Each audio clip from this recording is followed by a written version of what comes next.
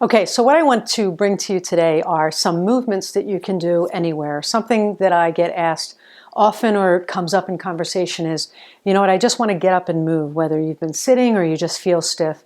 What can I do? So I want to bring to you a succinct, maybe about 5 minutes, that's what I'm going to shoot for, series of movements that you can do that are simple and easy to do. And what these movements just essentially do is it opens up space in your body. It opens up tight, creaky joints so that, you know, perhaps your joints are creaky, but maybe inside you're feeling cranky. Sometimes this helps to just stimulate. So let's start off really simple thing. And sometimes when you start this stuff, like within the first 30 seconds, you just feel better because you're moving. You are calming down. And that you can just kind of take yourself so that you are just nice and easy twirling in your body. So letting your feet move, letting your arms just kind of be very loose, very carefree, and think that you're trying to be tall. Right? You're trying to be big and tall up towards the ceiling.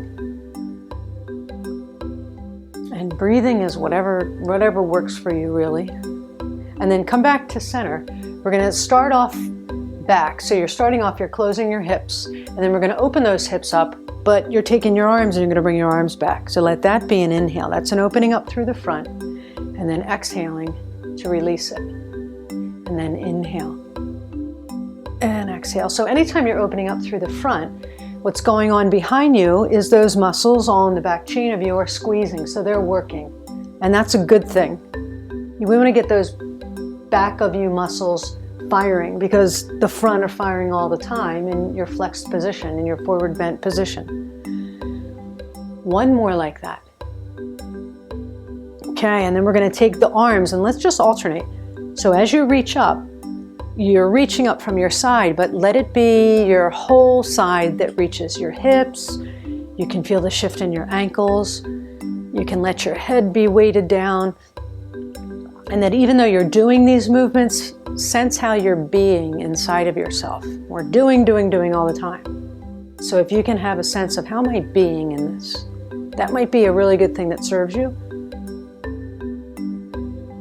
And breathing is whatever happens, whatever works, one more time each. And then let the arms reach down, bring your legs a little closer, and I just call these high knee lifts. They look like marching, but sometimes you'll get creaks going. I just got a crack in my back. Just because you're lifting up the hips, you're putting motion into the hips. In the meantime, you're not letting yourself just hang on yourself. You're keeping yourself open. Be aware of the other parts of you that are not moving. And you can even kind of just turn around and move around if you wish. I'm in my kitchen right now. This is where I do a lot of stuff when I'm either cooking or I'm waiting on something. And then let's take this and we're going to go side to side. So all in through the groin area, all in through the inner thighs, balance, fun, exploration. This isn't about doing anything perfect. It's just about opening up your body to get those creaks out, to let the muck run through. One more each. And then we're going to do a swing squat. So your hands can be either way. The feet are not too wide. I'm going to turn my hands up. So you're going to start off crunched, and as you come up, you're inhaling. So you're going to bring the energy into the body, exhaling back down, and then inhale. And exhale. And if you're okay, lean back into that. If extension does not bother you, lean back into that. One more like that. And then let me show you a couple things on the counter, which I do on the counter, but my counter comes out here so I can show you over here. So, and this may be very common sense stuff, but maybe not. So let me just show you.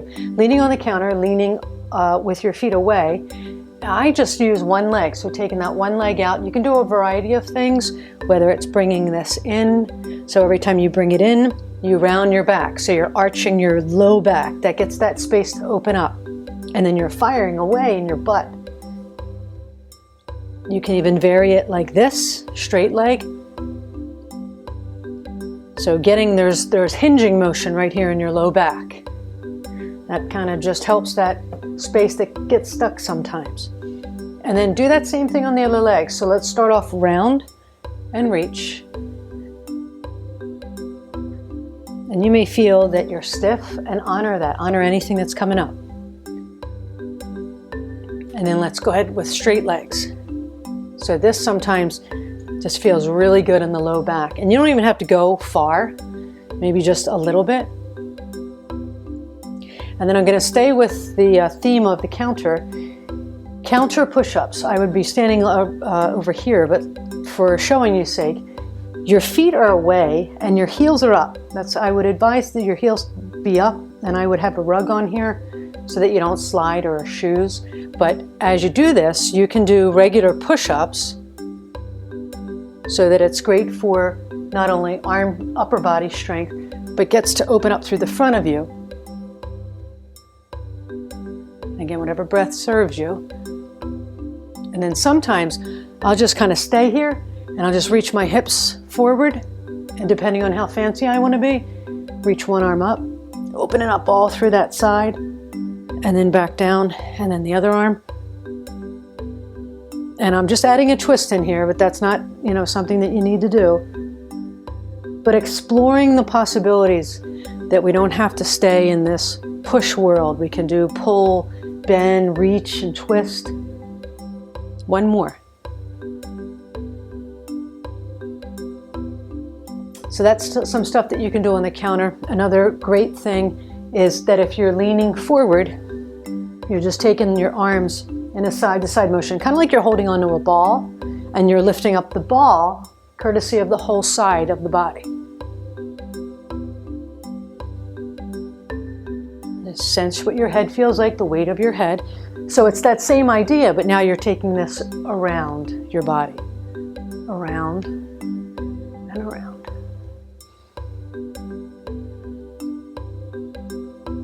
One more each.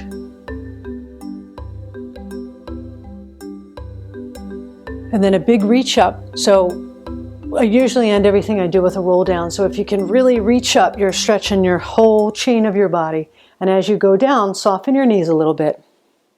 And just let your head hang. And then slowly re-weighting yourself back into your legs and everything else that's going to get you around for the rest of whatever you have to do. But try not to hesitate in getting yourself up out of sitting, because sitting closes off the electricity and everything that really helps us be functional human beings in a positive way in our lower body. Get yourself up from there, even standing.